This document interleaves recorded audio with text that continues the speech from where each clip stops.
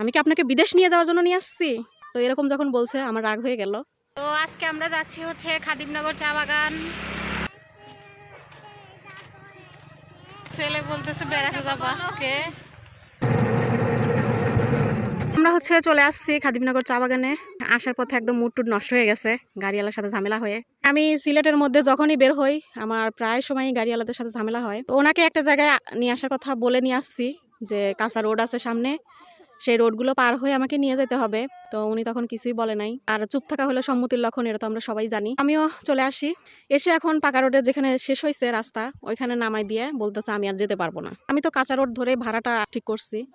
আমি বাচ্চা কাচ্চা নিয়ে আসছি, আমাকে কাঁচা রোড দিয়ে নিয়ে যাবে না, অনেকটা রাস্তা আমি কি করে হেঁটে যাব এতগুলো বাচ্চা। তো বলতেছিলাম নিয়ে যাওয়ার জন্য, উনি নিয়ে যাবে না।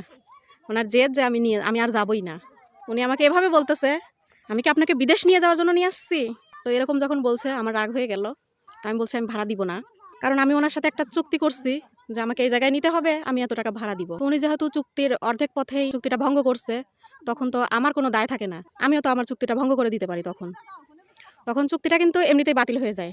আইনে আছে চুক্তির কার্য সম্পাদন হওয়ার আগেই যদি কেউ একজন ভেঙে ফেলে চুক্তিটা, তো চুক্তিটা তখনই বাতিল হয়ে যায়। তো এই কারণে আমিও বলছি যে আমি ভাড়া দিব না, আমাকে আমার জায়গায় পৌঁছায় দেন, তাইলে ভাড়া দিব।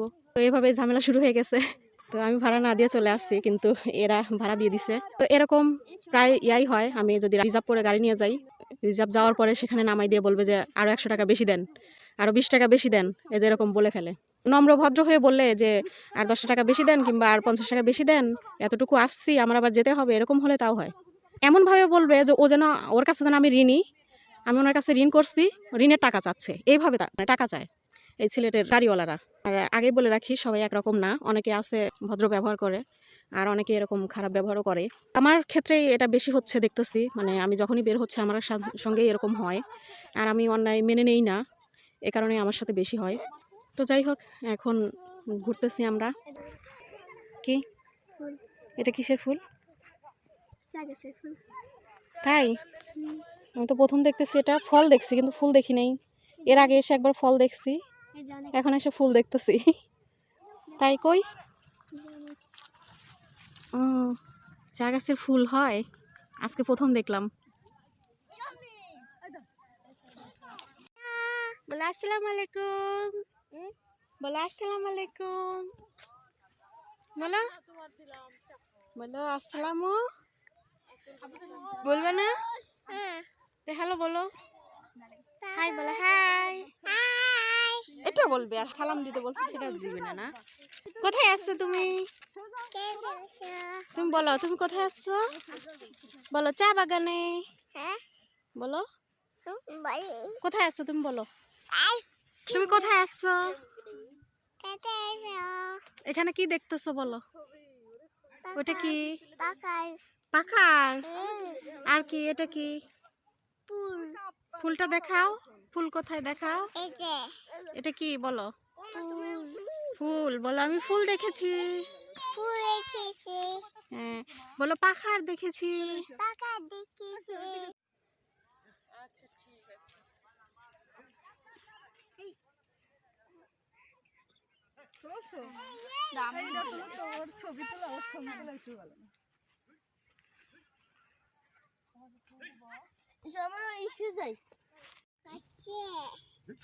চা বাগানের ফুল খুবই সুন্দর।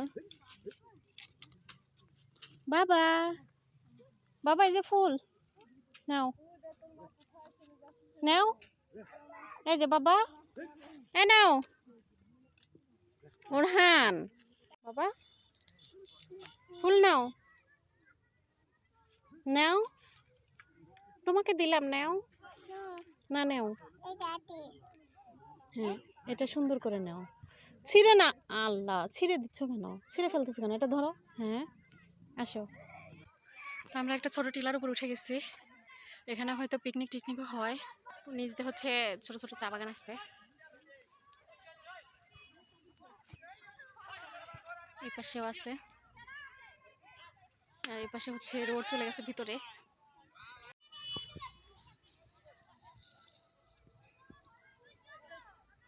তামিম তামিম